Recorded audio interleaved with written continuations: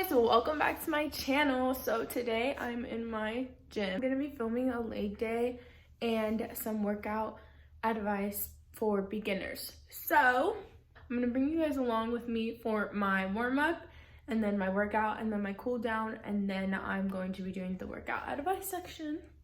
So I decided that on Wednesdays I'm going to be doing like fitness workout videos, and then on Saturdays I'm going to be posting or uploading my vlogs and things like that, routines. So I'm going to be posting on Wednesdays and Saturdays around 3 p.m. is the deal. Let's get into it. Alright, so today we're doing a quad focused leg day. So here I'm starting out with leg swings, just back and forth. I do 10 each side.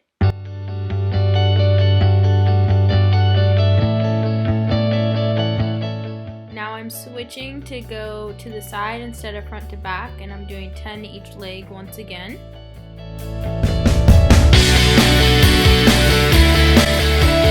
And now, after I do those like leggy warm-ups, I use a band, and the band that I use is Kenzie Fitness. It's just like this snake print. Super cute, and I like it. It's the medium one, I believe. And yeah, I mean, it does the job. I also have other bands, but this one's my favorite. Now I'm switching into hip bridges with an abduction at the top, and I do this for 10 reps.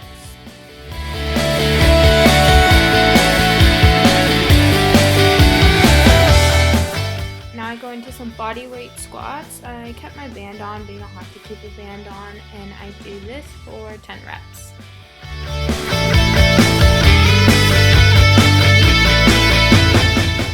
Alright, now I'm just opening up my hips. I kind of do some body weight good mornings and move around my hips until they feel warmed up. Alright, now I'm going into my first exercise, back squats, and I'm going to be doing this for 5 sets for 6 reps.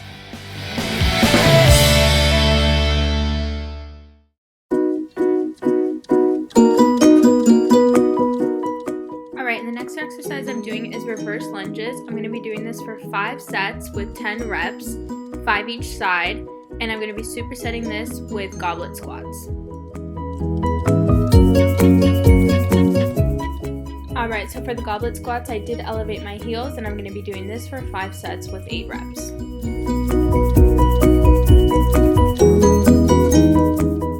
Alright, next I'm going into some leg extensions. This isn't the best way to do it with this bench, but I do what I can. And I'm going to be doing this for 5 sets with 8 reps as well.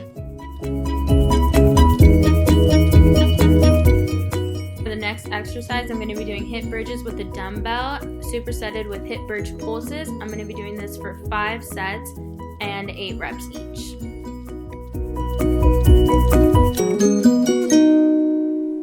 Alright, now that my workout's all done, here's just a little time lapse of all the stretches I do, and this is how I finish out my workout.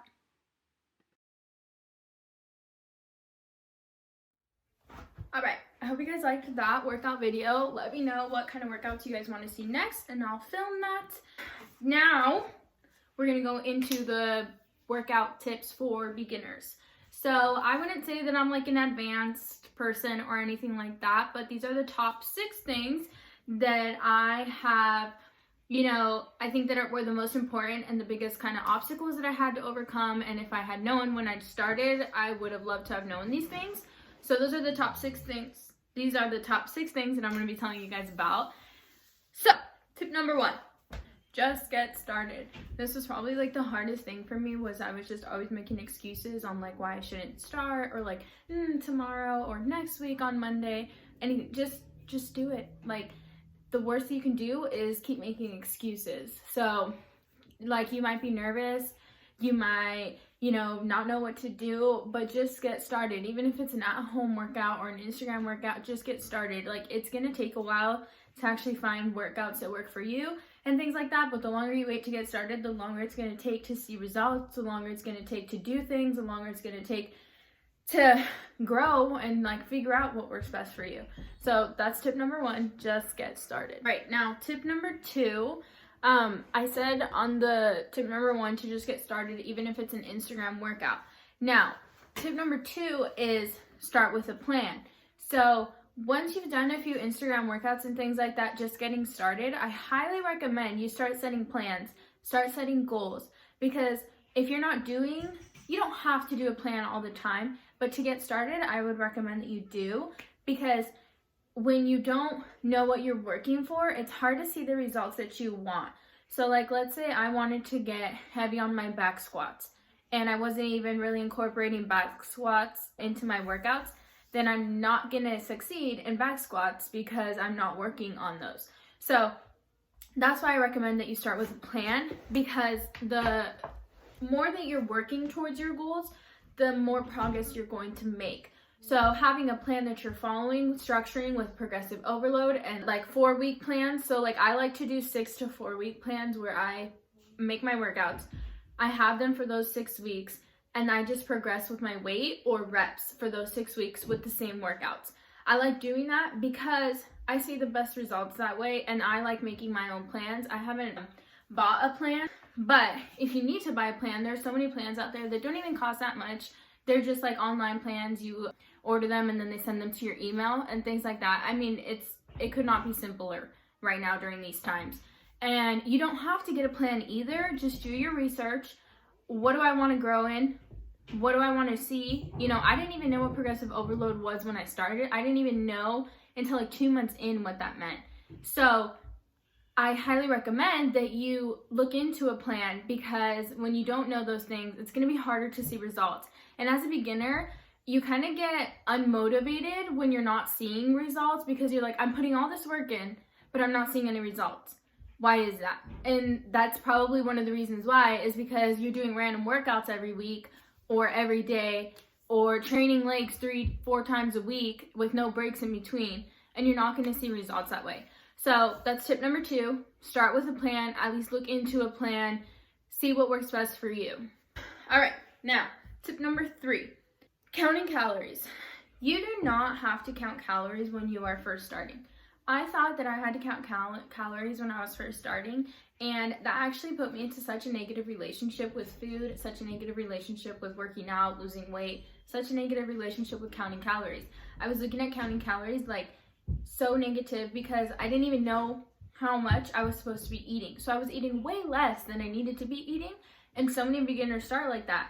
Whenever I look at or like hear about beginners, they're like, I don't know what to eat, or the hardest part is nutrition. Honestly, the hardest part with working out and like seeing results is nutrition. It's literally harder than working out. And people don't realize that they don't have to count calories. I feel like on TikTok and social media, you always see things about like bulking, cutting, maintenance, calories. You have to count calories. You don't have to count calories unless you want to.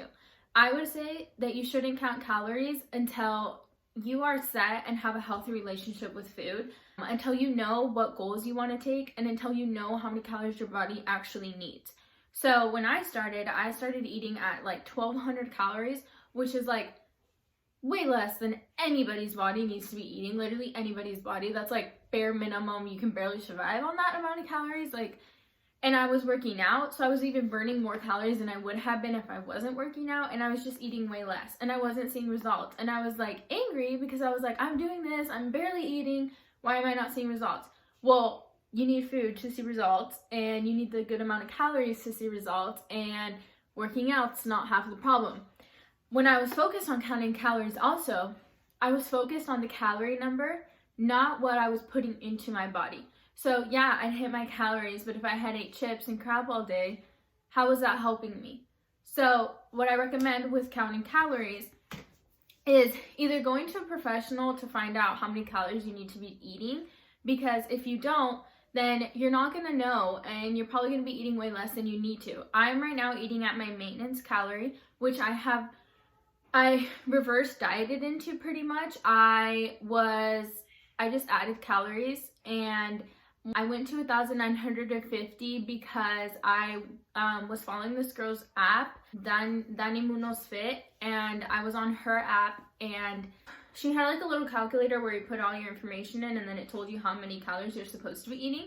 So I put my goal was to maintain, and it came out with 1,950. So I started eating 1,950 calories. I have not gained a pound. I've literally just been gaining muscle. I'm pretty much the same weight. I fluctuate between 133 and 135 throughout the week, but it's not like I'm gaining anything or losing anything, but I'm seeing a ton of progress with toning and my muscles, which is amazing. So yeah, counting calories, I think it's also important to know what your goals are. So with losing weight, they recommend calorie deficit. With gaining weight, they recommend a calorie surplus. And with maintaining weight, they just recommend your maintenance calories. I'll make a more in-depth video on counting calories, but when you're a beginner, I recommend that you either find out your calories from a professional or, get a calculator like on her app that I use.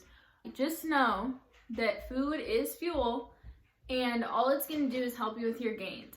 All right, so just going to cut it there. Calorie counting, I'll probably make a separate video on that because it's all so confusing. I hope I didn't confuse you guys. I feel like I didn't think that was going to get that confusing, but it kind of did. So sorry if it was confusing. If you guys have any questions, please let me know. But yeah, just know it is a useful tool. You don't have to do it, but if you are going to do it, make sure you're doing it the right way or it can become harmful. All right, tip number 4. This was a big one that I struggled with. The scale, the weight scale. Yes, the weight scale is useful to see when you are losing weight or gaining weight, whatever your goal is, or maintaining weight, but it can also be harmful, just like calories. When I first started working out, I would get on the weight scale every morning, and if I didn't see that I had lost weight, I would feel unmotivated. I'd be like, nothing's happening. And that wasn't true. I wasn't noticing the features that was happening in my body. I wasn't noticing that my bicep was popping out more. I wasn't noticing that my legs were looking more toned. All I was focused was on my weight.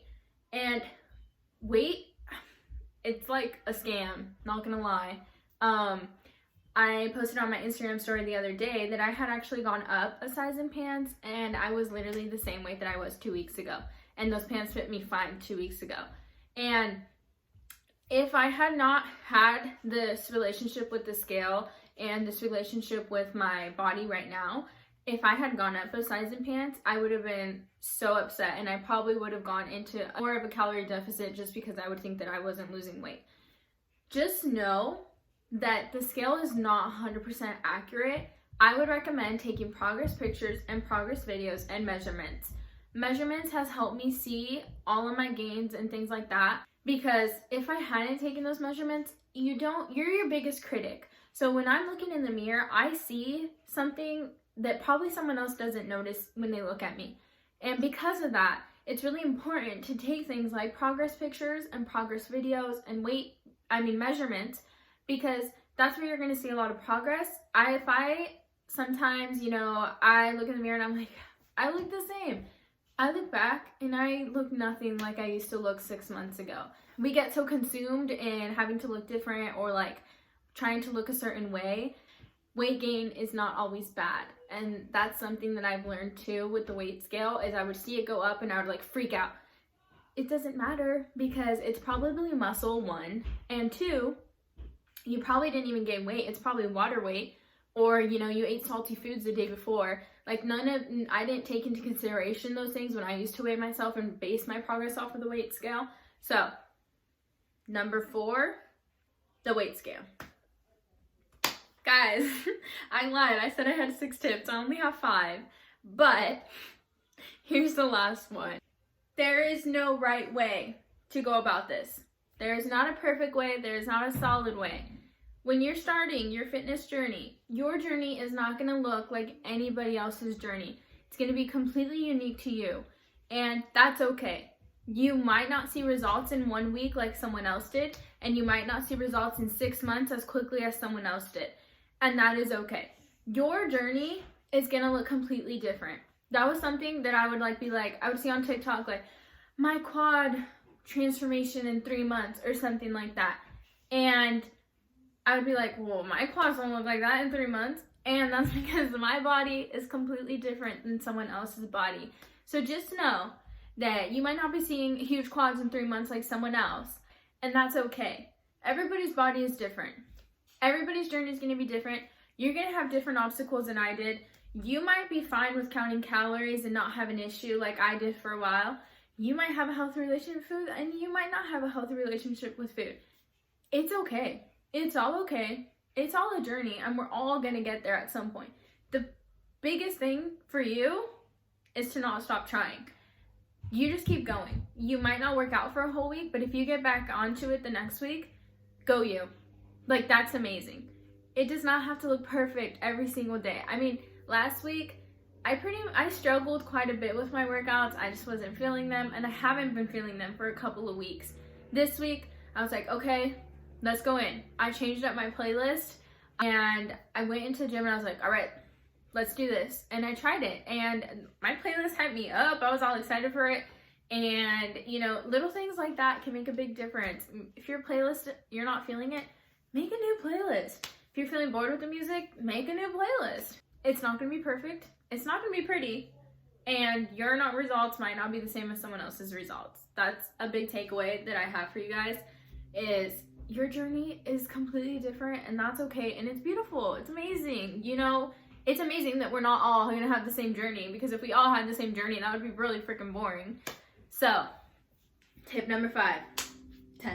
Tip number 5. It's not going to be perfect. It's not going to be pretty. But if you put the work in, you're going to see those results someday. It doesn't matter when, because it's your body, and you're going to be amazing. All right, yeah, guys. So I hope you guys liked this. I hope you guys liked the workout and then some informational tips for beginners. If you guys have any questions on any of those, and I hope I guys didn't confuse you guys, make it worse or overwhelming. That's not what I'm trying to do. I was trying to help. But if you guys have any questions, please reach out. I'm here for any questions or anything like that. And I hope you guys liked this video and leave a like. So like I said, on Wednesdays, I'm going to be doing fitness and informational, and on Saturdays, I'm going to be doing routine/vlogs type thing. So yeah, be on the lookout for my video on Saturday. And thank you for watching. Hit that subscribe button if you're not subscribed, and I'll see you guys next time.